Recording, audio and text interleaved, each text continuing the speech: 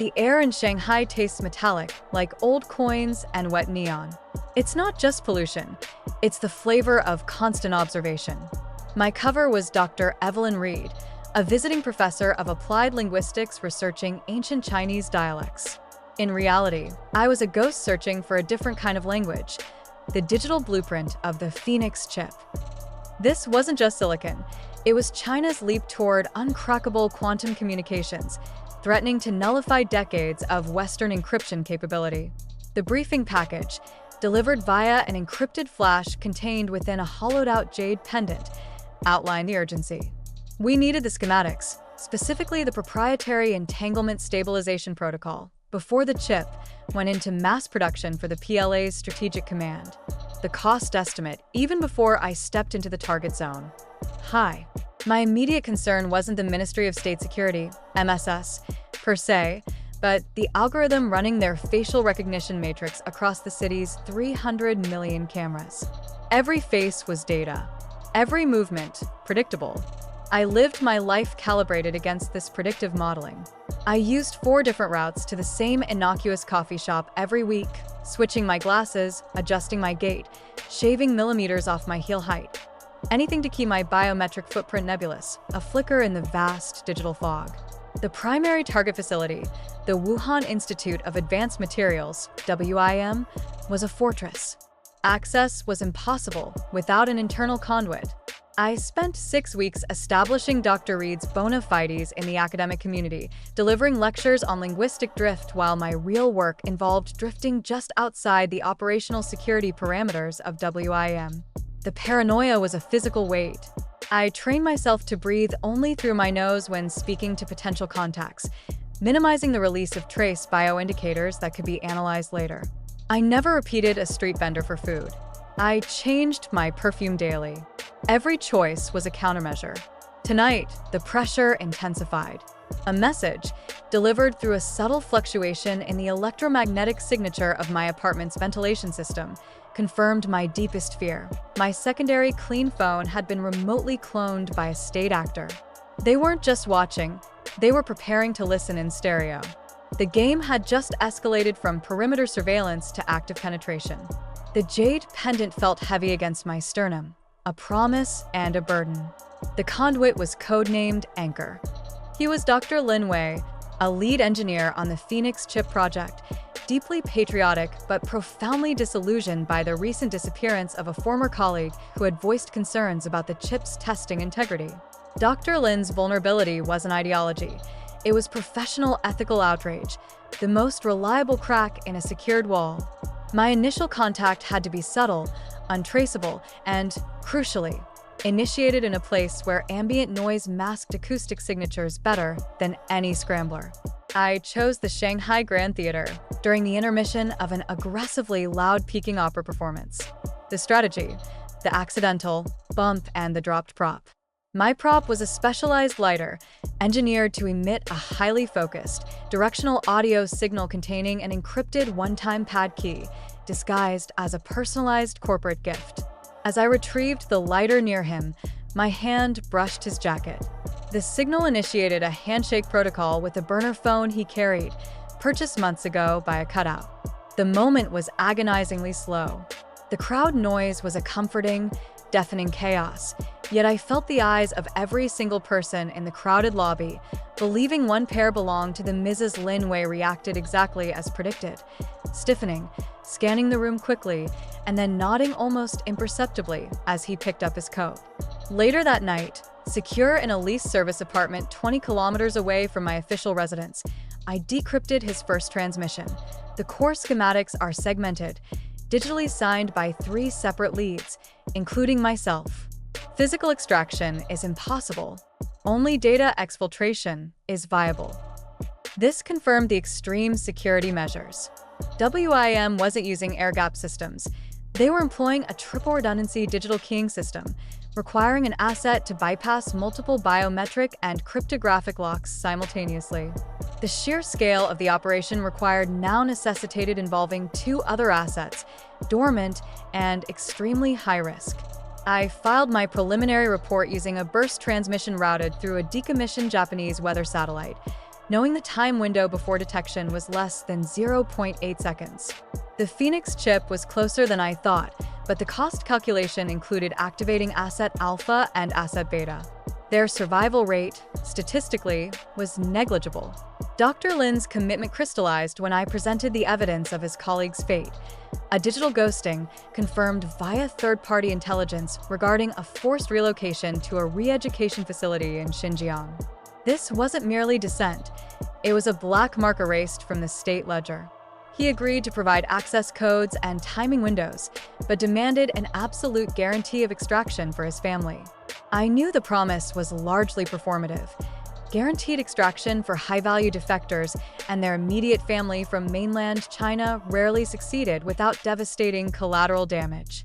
The plan hinged on exploiting YM's scheduled server maintenance blackout, a mandatory 48-hour window when external surveillance feeds were deliberately throttled to prevent monitoring of routine system reboots.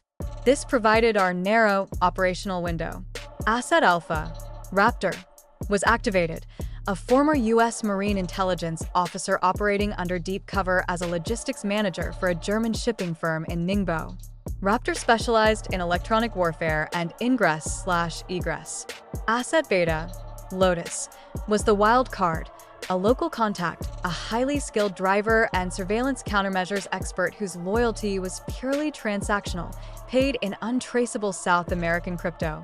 Lotus's job was simple: run the high-risk escape route across the Pearl River Delta, designed to leverage China's own infrastructural vulnerabilities, specifically an unmanned subway service corridor known only to deep-level maintenance crews.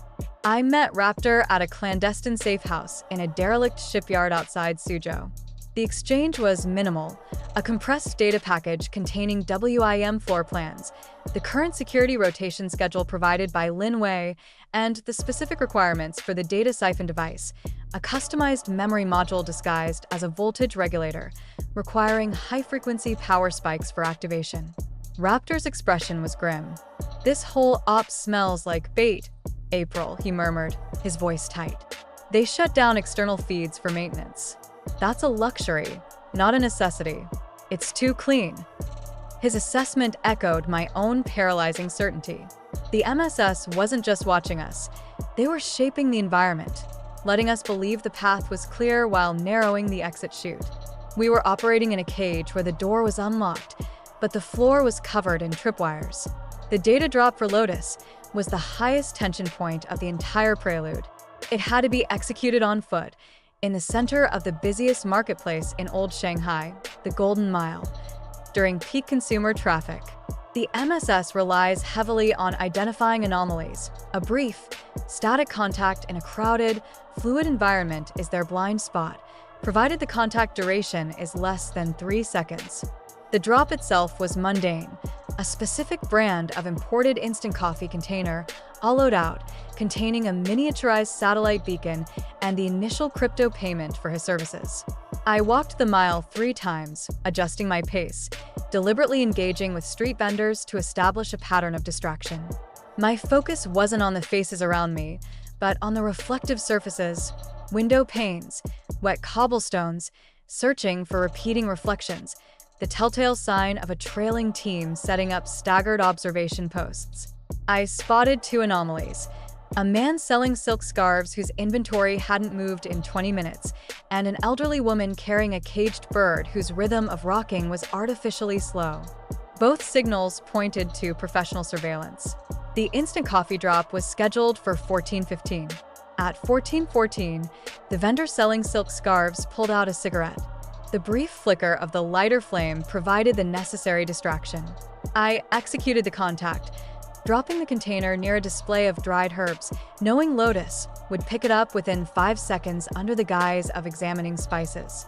The exchange was clean, the tension immediate.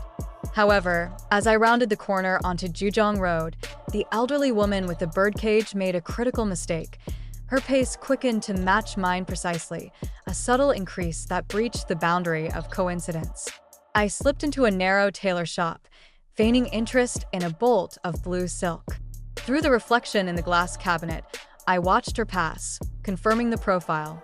But then, a third man, the cleanup element, often deployed after the surveillance confirmation, entered the street, carrying a small, innocuous backpack. He wasn't looking at me. He was looking at the elderly woman, confirming her position. They had activated a 3-person team on my immediate presence. This wasn't passive observation. This was high-level tracking.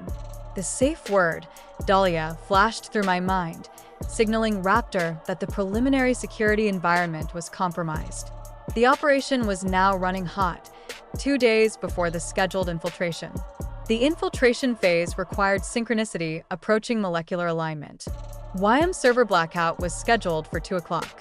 At 1:30, Raptor and I were positioned across the street from the Institute, concealed in a subterranean parking garage serving a shuttered electronics factory.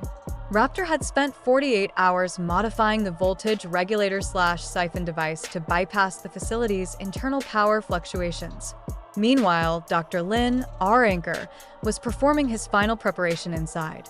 His job was the most dangerous, entering the restricted server room to initiate the data transfer protocol sequence, essentially volunteering to be the first point of failure. Our entry point utilized a rarely used maintenance hatch leading to the HVAC ducts, identified by Lin Wei. The challenge wasn't the lock. Raptor handled the biometrics with a custom thermal spoofing glove. It was the acoustic dampening. Every movement in that ductwork would resonate like thunder in the silent hall below. We moved on our stomachs for 40 meters, the smell of dust and ozone clinging to our clothes. I thought about the 3 lives already dependent on this extraction, and the potential 3 more that would be sacrificed if we failed. Once inside the main block, we split. Raptor headed for the primary power nexus to regulate the voltage spike needed for the siphon, while I moved to the secondary security checkpoint near server room 4. My task was to provide the critical 7-second distraction necessary for Lin Wei to input the final override code without detection by the patrolling guards.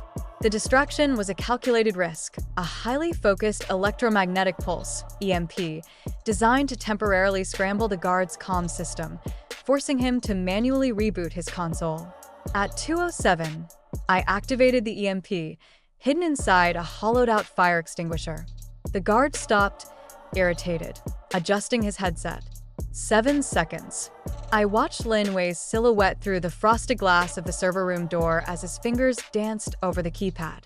The transfer initiated, but the guard didn't just reboot. He looked up, directly toward the direction of the EMP source, a split-second glance that confirmed recognition. My position was compromised. I heard Raptor's clipped whisper over the bone conduction headset. "April, we have incoming." 3 hostiles entering the building through the main freight elevator. This isn't a security check. This is a containment op. The acquisition should have been the moment of triumph. Instead, it became the point of irreversible kinetic collapse. Lin Wei successfully dumped the schematics, 18 gigabytes of highly compressed data, onto the siphon module. Raptor, timing the power surge perfectly, signaled completion. But the containment team was moving with frightening speed and precision. They bypassed the standard security response protocol, indicating they were specialists acting on pre-vetted intelligence. Lin Wei, adhering to the extraction plan, triggered the 3-finger protocol, a failsafe where he intentionally activated the high-frequency server room fire suppression system, a nitrogen blast designed to obscure his movements. The resulting cloud gave him and me maybe 90 seconds of cover. I rendezvoused with Lin Wei as Raptor created a secondary diversion by collapsing a poorly secured scaffolding structure on the floor above. Lin Wei's eyes were wide with a terror that transcended fear of death. It was the realization of having burned his entire life to ash. "They know," he rasped, clutching the small voltage regulator that now held China's most guarded military secrets. "They didn't just follow you, April. They tracked the anomaly inside my own network before I even triggered the fire suppression." The MSS had planted a canary trap, a digital decoy designed to track exactly when and how the system integrity was breached. We were walking into a planned ambush. Before we could reach the HVAC ducts, a security detachment sealed our exit. They were professional, armed with non-lethal but highly effective tasers and kinetic nets. Raptor reappeared, firing flashbang canisters to buy us time. Extraction route compromised. April. We have to go high. Rooftop access. We scrambled up a maintenance ladder. As Lin Wei cleared the parapet, a kinetic net launched from an adjacent rooftop ensnared him. He went down hard, dropping the siphon module.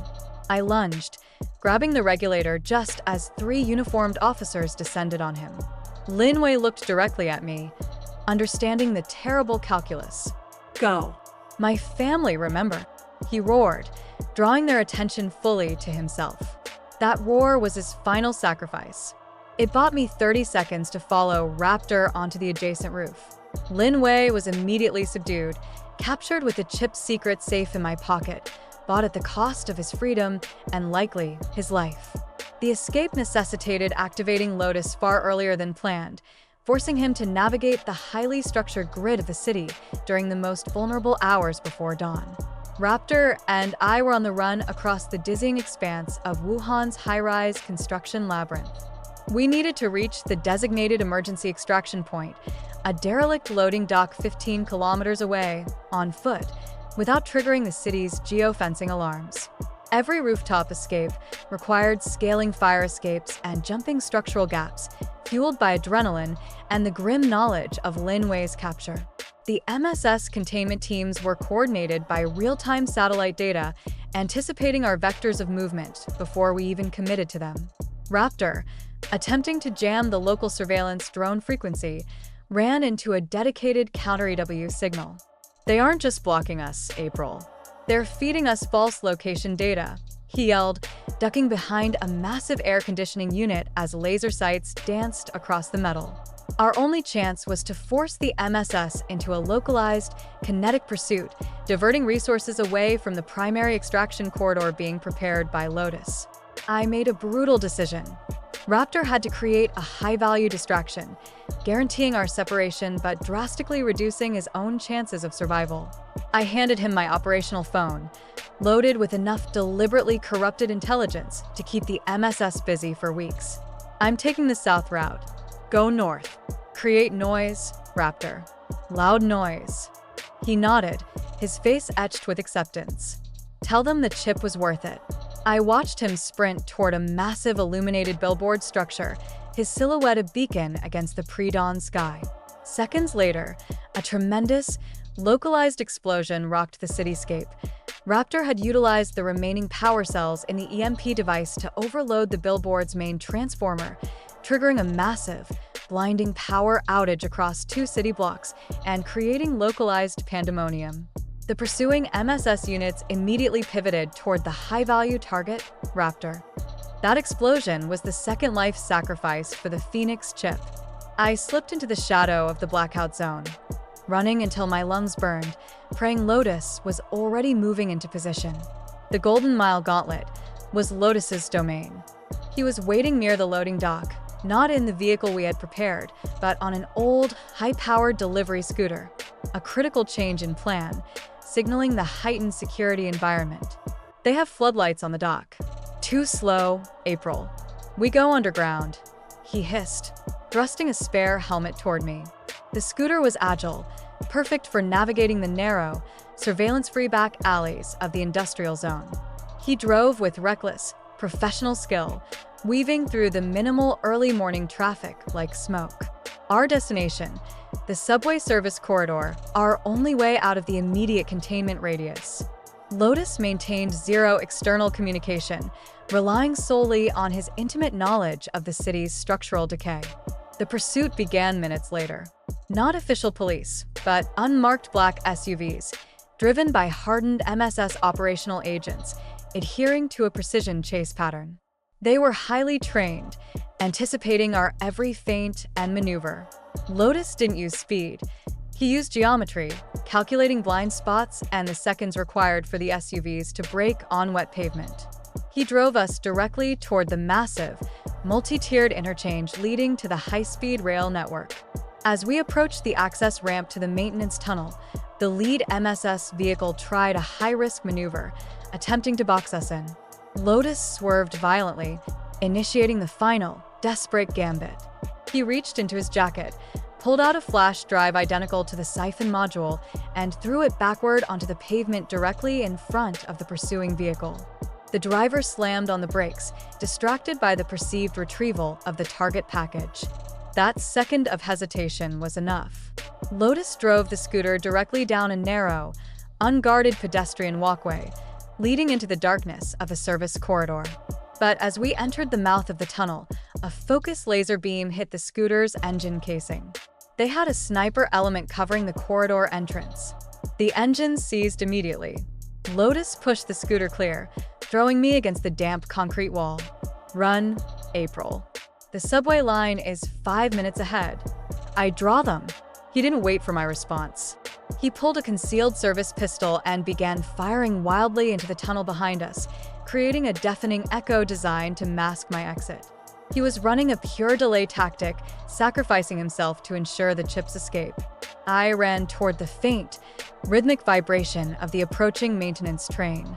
The sound of high-powered automatic fire erupted behind me, punctuated by Lotus's final, defiant shouts. The third life was spent. The maintenance train, utilized exclusively by state utility workers, was our final maritime conveyance cutout.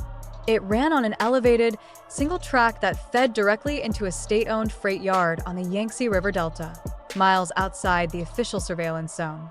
I climbed aboard just as the conductor, a local operative codenamed Ferryman who knew nothing of the microchip's importance, but everything about compartmentalized extraction, pulled the lever. I found temporary concealment inside a sealed container marked agricultural supplies, the regulator module secured deep within a specialized, lead-lined pocket in my vest. The train ride was agonizingly slow, a contrast to the kinetic violence of the chase. Every vibration, every change in pitch of the engine, registered as a potential threat.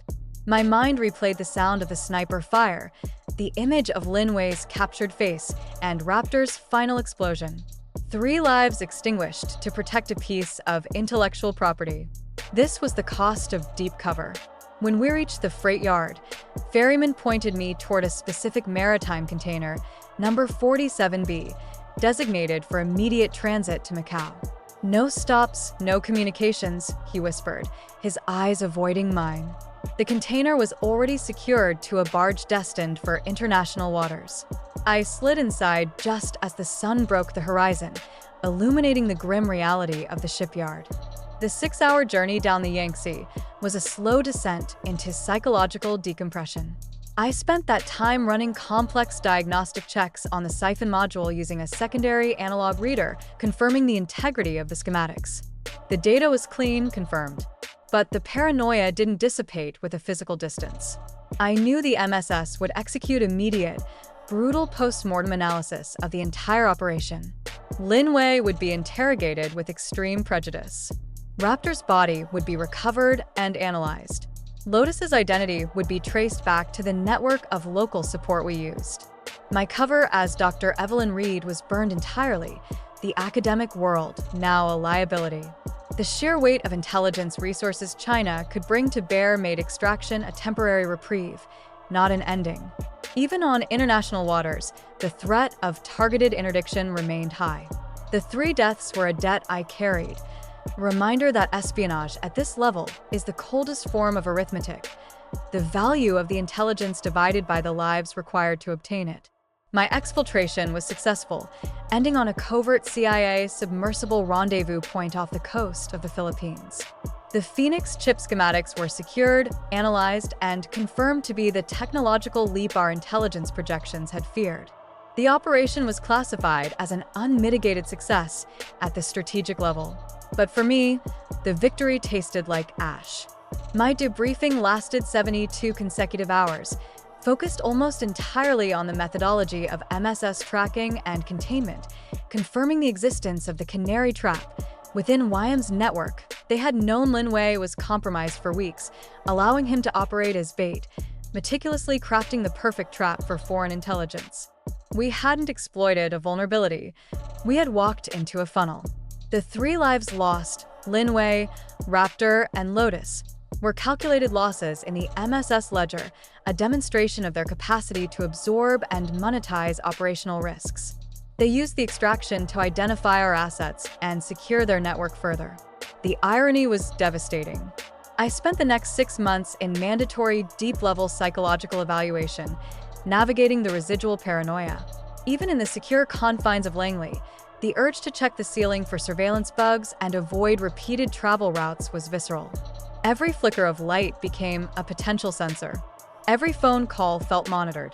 The high-resolution image of Lin Wei's family, which I carried in my mind, became a constant, silent accusation.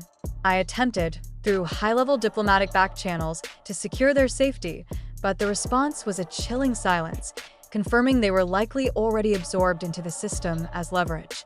The Phoenix chip was ours, but at the cost of 3 men whose patriotism and desperation I had manipulated. Beijing's perpetual glare wasn't just physical surveillance. It was the psychological conditioning of knowing that every move you make, every whispered confidence, is cataloged, analyzed, and used against you. Living under that intense, digital scrutiny creates a permanent scar on the psyche, a hyper-awareness that never fully recedes. This mission, more than any other, taught me that the cost of great intelligence is always measured in human futures sacrificed on the altar of national security, and those futures rarely achieve justice or recognition.